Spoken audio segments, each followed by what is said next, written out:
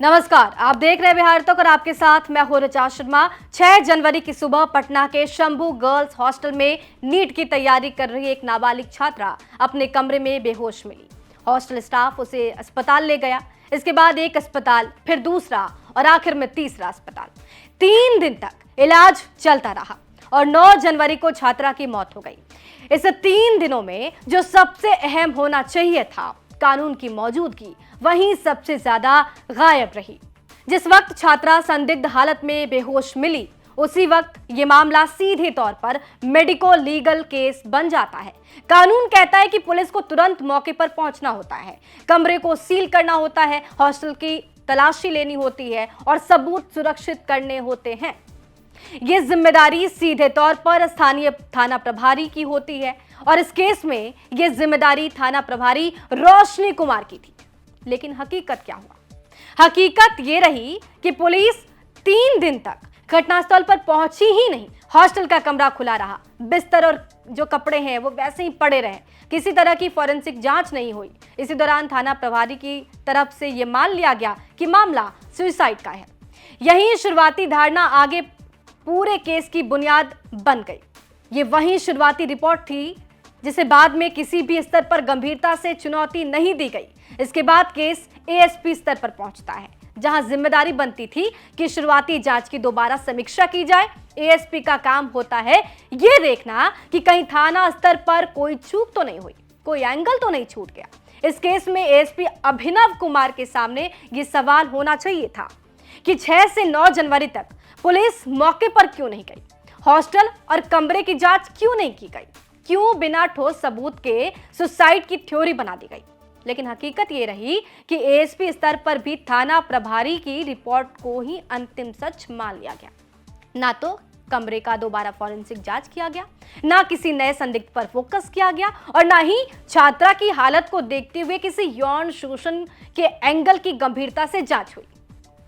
ये वो समय था जब केस को सही दिशा दी जा सकती थी, लेकिन यहां भी सिस्टम ने जल्दबाजी दिखाई।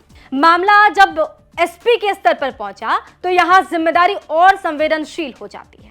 ऐसे मामले में पोस्टमार्टम रिपोर्ट आने से पहले किसी भी तरह का निष्कर्ष देना नियमों के खिलाफ माना जाता है। एसपी का यह काम होता है कि संयम के साथ मीडिया को जानकारी दे और जांच को खुला रखे।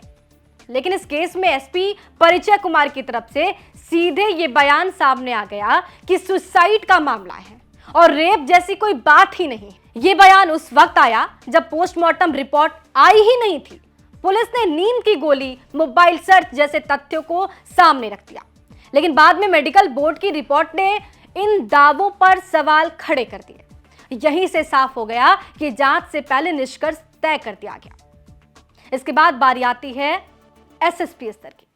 एसएसपी की जिम्मेदारी होती है कि अधीनस्थ अधिकारियों की रिपोर्ट को क्रॉस वेरीफाई की जाए, खासकर तब जब मामला यौन शोषण और नाबालिग से जुड़ा हो। लेकिन यहां भी हकीकत यही रही कि एसएसपी ने शुरुआती दौर में ही यौन शोषण की संभावना को खारिज कर दिया। यह बयान तब आया जब मेडिकल बोर्ड की रिपोर्ट सामने नहीं थी। बाद में पोस्टमार्टम रिपोर्ट आने पर यही बयान पुलिस के लिए सबसे असहज सवाल बन गया। मेडिकल सिस्टम की भूमिका भी सवालों के घेरे में है। शुरुआती जांच करने वाले डॉक्टर की जिम्मेदारी होती है कि अगर संकेत साफ ना हो तो रिपोर्ट रिजर्व कर ली जाए। प्रभात मेमोरियल हॉस्पिटल के डॉक्टर ने रेप से इनकार कर दिया, लेकिन शरीर पर चोट के निशान होने की बात कही। ये चोटें कैसे आई, इसका कोई स्पष्ट जवाब नहीं दिया गया। इसी शुरुआती राय के आधार पर पुलिस ने यौन शोषण की संभावना से इनकार कर दिया। बाद में जब पोस्टमार्टम रिपोर्ट सामने आई तो उसमें जननांग पर चोट, टिश्यू ट्रॉमा, संघर्ष के निशान पाए गए। इसके बाद यह सवाल और गहरा गया कि क्या शुरुआती मेडिकल जांच अधूरी थी या फिर पुलिस ने सुविधा के अनुसार रिपोर्ट को पढ़ा ही नहीं। अब ये पूरा मामला एसआईटी के हवाले है।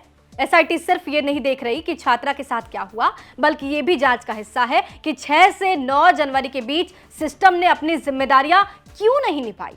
थाना, एएसपी, एसपी, एसएसपी और मेडिकल सिस्टम, हर स्तर पर जिम्मेदारी थी, लेकिन हर स्तर पर लापरवाही की कहानी भी सामने आई। पटना हॉस्टल कांड अब सिर्फ एक मौत का मामला नहीं है, ये उस सिस्टम की कहानी है जहां पर सच से पहले फाइलें चलती हैं और इंसाफ सबसे आखिरी में पहुंचता है।